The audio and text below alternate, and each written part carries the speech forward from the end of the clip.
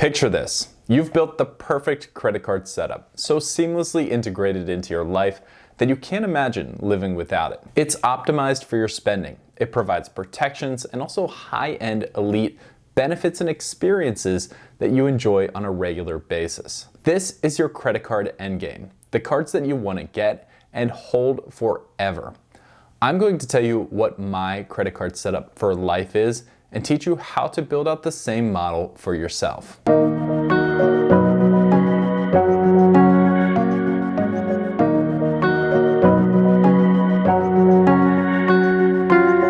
So I'm going to introduce to you the credit cards that I want to get and then hold for the rest of my life. I hope that along the way you might take pieces of my setup and use it in your own, or just find a strategy that works best for you. So we have to think long term in the credit card game. This is the cards that you would want to be stuck with for 10, 20, or even 30 years. And that's a lot different than looking at credit cards the way a lot of us do right now, where we get huge sign-up bonuses, churn them onto the next one, use those points and cash back for travel and other rewards.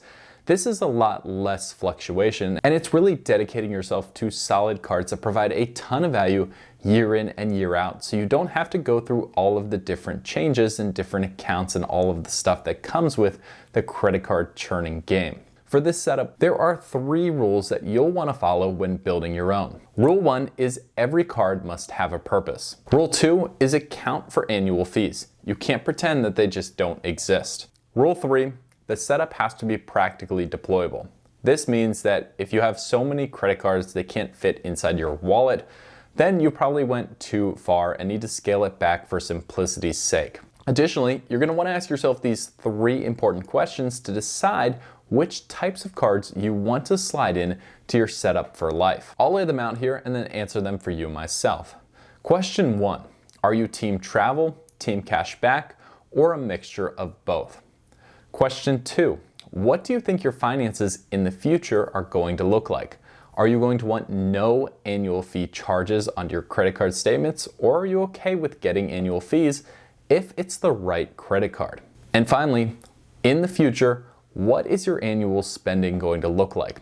Are you going to be supporting just yourself, maybe 1 or 2 more people, or a huge family which would require a ton of spend? Pause the video and think about those 3 questions yourself into the future for what your ideal setup would look like. For me personally, I want to focus on travel rewards points because I know I can get more long-term value out of them than cash back. I'm also not afraid of annual fees, although I want to be careful with how much I'm taking on because I'll be keeping these cards for life.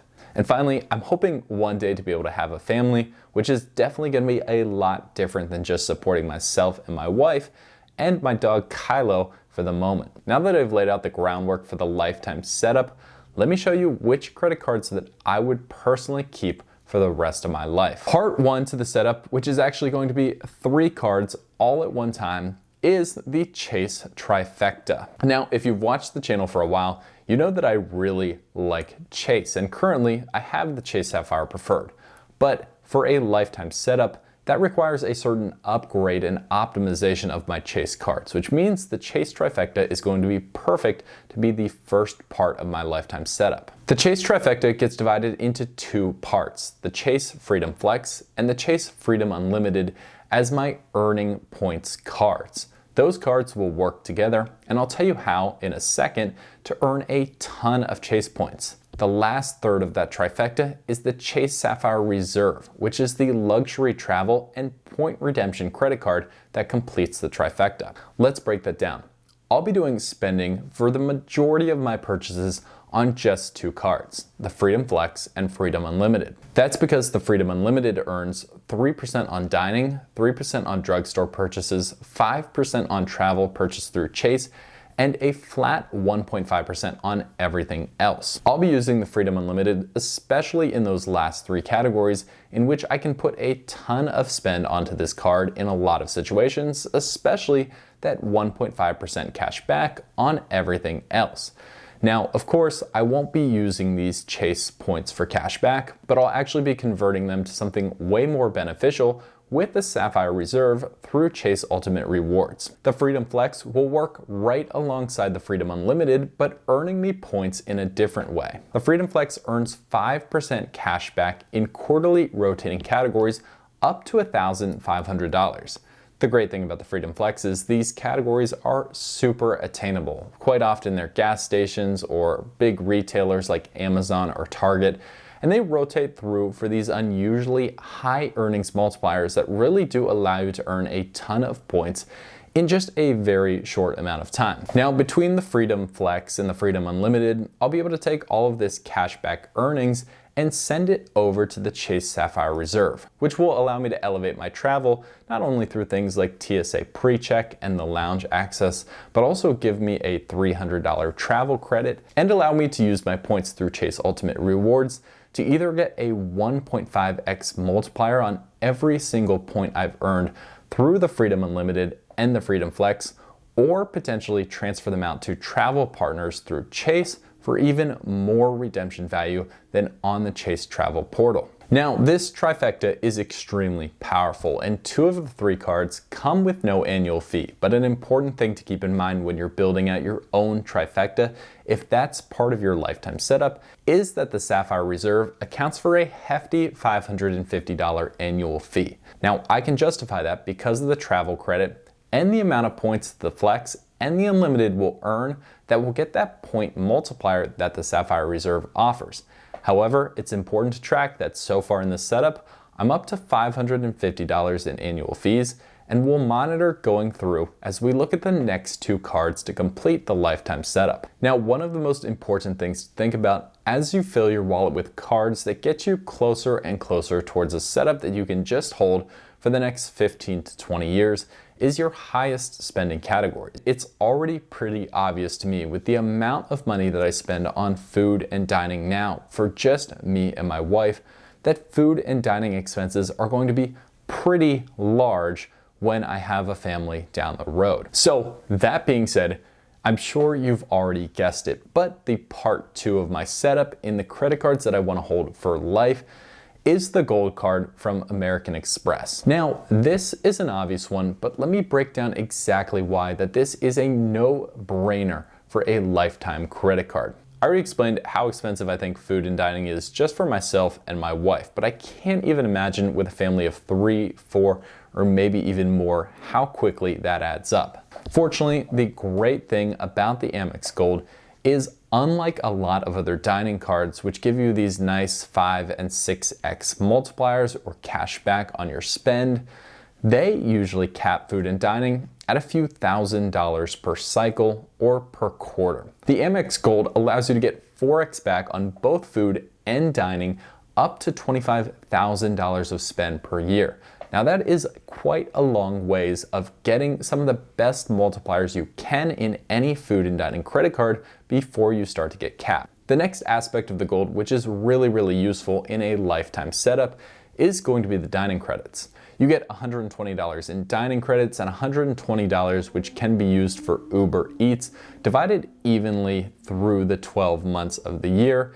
And Amex uses this to make up a lot of the $250 annual fee on the card. Now, for just one person or potentially 2 people who may not use these as much or find it harder to get value out of those because you have to go out of your way to use those services, sometimes the Amex Gold is not right for you if you're really not buying quite as much food as, say, a family would. However, I almost have no doubts that if you've got 3 or 4 people to support, you're always going for Uber Eats or picking things up from restaurants and really meeting these credits without any problem spending through them.